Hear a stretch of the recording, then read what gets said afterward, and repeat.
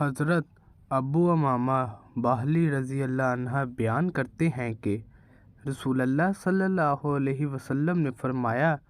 مجھے 6 چیزوں کی ضمانت دو، میں تمہیں جنت کی ضمانت دوں گا۔ جب تم میں سے کوئی آدمی کلام کرے تو جھوٹ مت بولے، جب کسی کو امین بنایا جائے تو وہ خیانت نہ کرے، جب وعدہ کرے تو عہد شکنی نہ کرے، نیز اپنی نظروں کو جھکا کر رکھو، اپنے ہاتھوں کو قابو میں رکھو اور اپنی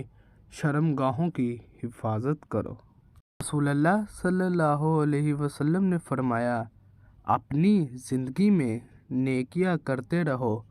اور اللہ تعالیٰ کی رحمت کے عطیات کے در پہ رہو،